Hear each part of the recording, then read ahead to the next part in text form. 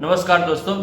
Last video में कई parents ने एक सवाल पूछा था कि सर हमारे बच्चे हमारी उतनी रिस्पेक्ट नहीं करते जितनी हम एक्सपेक्ट करते हैं, या फिर हमारी बातों को उतना मानते नहीं, नज़रअंदाज कर लेते हैं, दूसरों की बात बहुत जल्दी मान लेते हैं, हमारी बातों को जल्दी नहीं मानते, या फिर कभी कभी लगता है कि हमसे ज़्यादा रिस्पेक्ट तो दूसरों को देते हैं।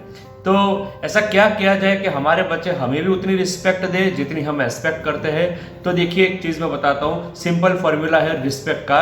सबसे पहले आप बच्चे को रिस्पेक्ट देना शुरू कर दीजिए। बच्चे को लगना चाहिए कि this is the person who is the best, ये बेस्ट पर्सन है मेरे लिए, मुझे यही पर्सन चाहिए था, यही पर्सन मेरे लिए जरूरी है, यही पर्सन मेरी जिंदगी के लिए बहुत जरूरी है।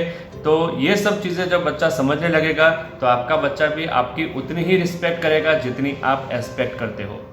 एज ए पेरेंट्स मैंने कई चीज़ों को सीखा है अपने लाइफ के अंदर। मैं कुछ चीज़ें आपको बताना चाहता हूँ। सबसे पहली बात, माफ़ी मांगना सीख लीजिए। अक्सर ऐसा होता है कि हमसे कुछ गलती होती है, गड़बड़ हो जाती है, तो हम ये समझते हैं कि हमें माफ़ी मांगने की क्या ज़रूरत है, हम बड़े हैं। दूसरी चीज़ कि हम जब ये समझते हैं कि हम बड़े हैं, उसी वक्त हमारा बच्चा हमें रिस्पेक्ट देना कम कर देता है। हमारा बच्चा ये समझता है कि सब एक समान है, लेकिन यहाँ पर हम एक चीज़ समझते हैं कि हमारे बच्चे बहुत छोटे हैं, हम बहुत बड़े हैं, इसीलिए हमें कोई माफ़ी मांगने की ज़रूरत नहीं, हमारी हुई गलती नज़रअंदाज होनी चाहिए। लेकिन फिर आपका बच्चा भी यही चीज़ें सेम करेगा। तो बेटर ऑप्शन है कि आप अपने बच्चों के अंदर एक चीज़ डाल दीजिए। सबसे पहले आपको क्या करना है, जब कभी भी आपसे कोई गड़बड़ी हो या फिर गलती हो तो आप सबसे पहले माफ़ी मांगिए। लेकिन माफ़ी ऐसे ही नहीं मांगनी है जैसे बिना कोई फीलिंग्स या बिना कोई अटेंशन, सॉरी, नहीं नहीं नहीं नहीं। माफ़ी मांगने का एक तरीका होना चाहिए। माफ़ी आप क्यों मांग रहे हैं आपके बच्चे को पता होना चाहिए। आप जब भी माफ़ी मांगे तो अपने बच्चे को समझा कर माफ़ी मांगे कि बेटा ये मैंने गलती की थी, ये मैंने गड़बड़ की थी, ये मुझसे हो गई, मैं चाहता नहीं था कि ये हो लेकिन हो गई, मुझे लगता है कि ये गलती मुझसे हुई है तो मुझे माफ़ी मांगनी चाहिए, that's why I am sorry. बच्चे के अंदर एक ऐसी फीलिंग पैदा होनी चाहिए जिसकी वजह से आपका और आपके बच्चे का बॉन्डिंग बहुत मजबूत बनेगा। दूसरी चीज़, अपने बच्चे की फीलिंग्स की रिस्पेक्ट करें। हाँ दोस्तों, देखिए, आपकी फीलिंग्स है, बच्चों की फीलिंग्स कुछ नहीं है, ऐसा नहीं होना चाहिए।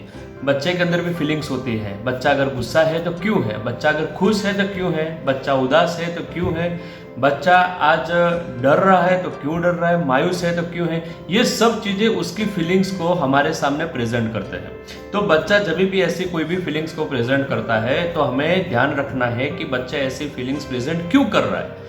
ठीक है, तो बच्चे की फीलिंग्स की कदर होनी चाहिए, बच्चे की फीलिंग्स की भी इज्जत होनी चाहिए। बच्चा अगर कोई फीलिंग्स को प्रेजेंट कर रहा है तो वो ऐसा क्यों है, उसके साथ बात करें, उसको जानने की कोशिश करें। अगर बच्चा खुश है तो आप उसके साथ खुश हो सकते हैं। बच्चा अगर दुखी है किसी वजह से तो वो दुखी क्यों है ये जानने के बाद उसको उसके दुख की वजह को दूर करने की कोशिश करें। उसको लगना चाहिए कि ये बंदा जो है, जो कर रहा है मेरे साथ, ये बहुत सही है।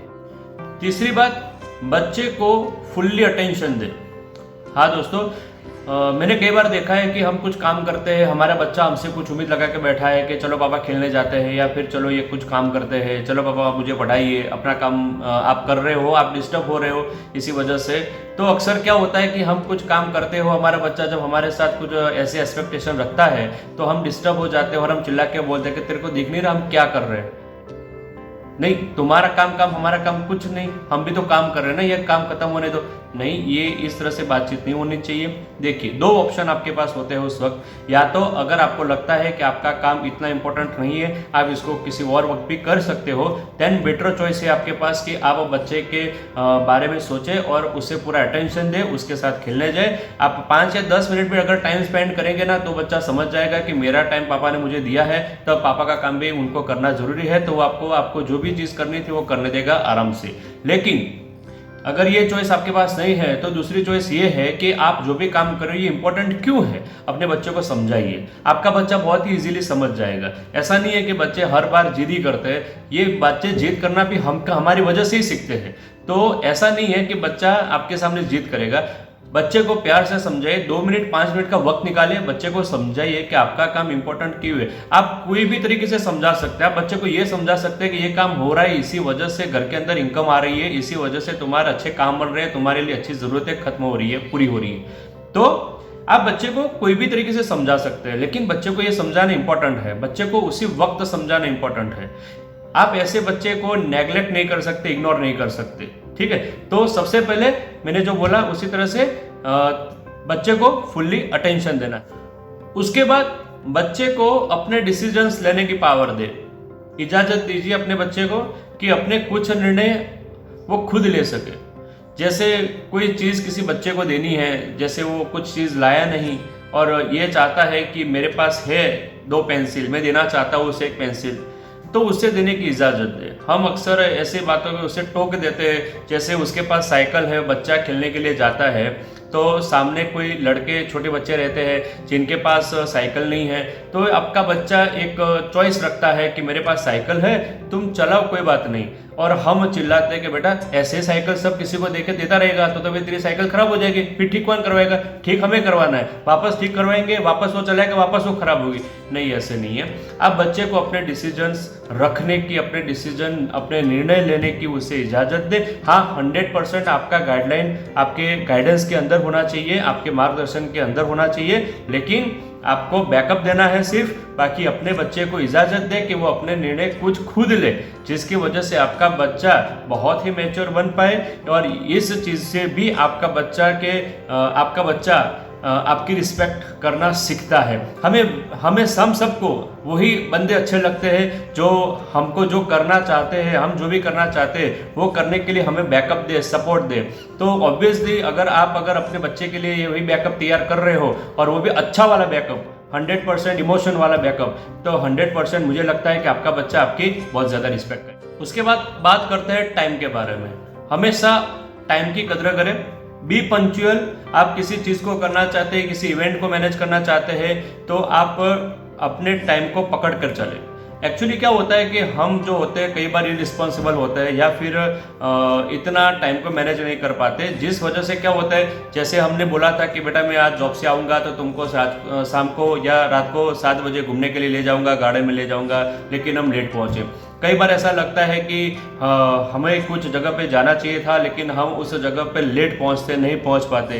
तो ये सब चीज़ें जो होती है ना, ये आपका बच्चा आपके पास जब होता है और आप जब अपने टाइम के साथ नहीं चल पाते, समय के साथ किसी चीज़ को अगर करना है तो वो नहीं कर पाते, तो आपका बच्चा जो होता है उसे लगता है कि ये आपका बच्चा भी समझता है कि कुछ चीज़ें ऐसी होती है जो टाइम के साथ होनी चाहिए, लेकिन अगर आप नहीं कर पाते देन ऑब्वियसली उसे लगता है कि ये सब चीज़ें जो काम टाइम से होनी चाहिए थी ये हो नहीं पा रही है मेरे पापा से या मेरी मम्मी से। तो धीरे धीरे करके वो आपकी रिस्पेक्ट करना कम कर दे। उसके बाद बात करते हैं अचीवमेंट के बारे में। तो जब कभी भी आपको लगता है कि आपका बच्चा किसी अचीवमेंट को पाया है या फिर उसने किसी चीज़ को हासिल किया है या he was awarded for something, तो उसकी कदर होनी चाहिए और सिर्फ एक बार नहीं होनी चाहिए, बार बार होनी चाहिए। देखिए, हमारी एक आदत होती है कि बच्चा कोई गलती करता है तो उस बात को हम बार बार उसके सामने दोहराते हैं। जब कभी भी वो उस काम को दोबारा करने जाते हैं तब भी हम उसको दोहराते हैं, और जब कभी भी वो किसी अचीवमेंट को पाता है या फिर किसी वजह से उसे अवार्ड मिलता है तो हम उसे 1 या 2 बार बताते हैं, उसके बाद उसे कभी खुश नहीं कर पाते। तो मेरी चाह है कि आप जब कभी भी आपको लगता है कि आपके बच्चे ने कुछ अचीवमेंट को प्राप्त किया है या फिर he was awarded for something, तो मुझे लगता है कि इस चीज़ को बार बार उसके सामने दोहरानी चाहिए। बच्चे को बार बार ये जताइए कि उसने जो किया, उसके जो एफर्ट्स थे, उसकी वजह से उसको वो चीज़ हासिल हुई है, उसके जो एफर्ट्स जो भी थे वो वाकई में काबिल तारीफ़ है। उसने जो काम किया वो वाकई में काबिल तारीफ़ है, उसने बहुत ही अच्छा काम किया और उसकी वजह से उसे अवार्ड मिला है। वो आगे भी और अच्छा करेगा जिसकी वजह से उसे आगे भी और ऐसी कामयाबी मिलेगी। बच्चे को कॉम्प्लीमेंट्स दे, ये बहुत ज़रूरी है। उसके बाद लास्ट में बात करता हूँ, डू वॉट यू से।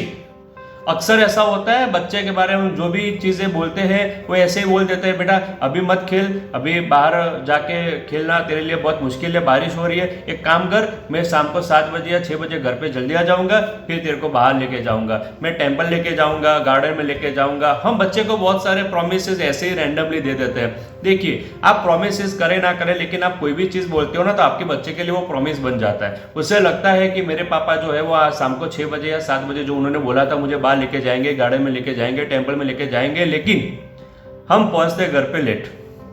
लेट पहुंचे तो कोई दिक्कत नहीं, अब फिर भी आप पहले 1 घंटे के लिए जाने वाले थे, अभी 10 मिनट के लिए जाइए, लेकिन जाइए। आपने बोला था कि आप लेके जाओगे तो उसे लेकर जाइए। ऐसा नहीं है कि आपने बोला था आज वक्त नहीं है तो हम नहीं ले जा पाएंगे, तो आप जो भी बोलते हो ना उससे पकड़ कर चलिए, उससे फॉलो करिए।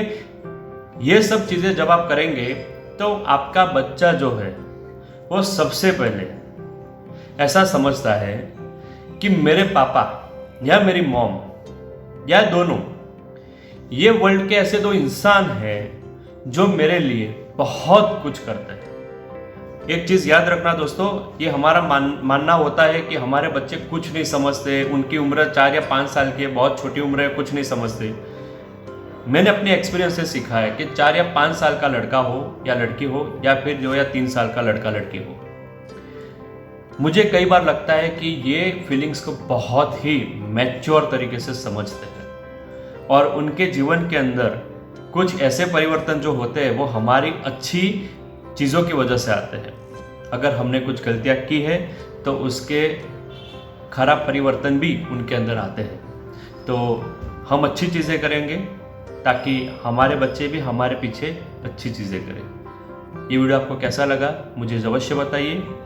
मेरा नाम है डॉक्टर पीयूष प्रजापति। मैं पुनर्वसु आयुर्वेदम में 12 सालों से आयुर्वेद प्रैक्टिस करता हूँ। अगर आपको अपने बच्चों के रिगार्डिंग, उनके बिहेवियर के रिगार्डिंग अगर कोई दिक्कत है तो मुझे अवश्य बताइए। I try my best to solve this. Thank you.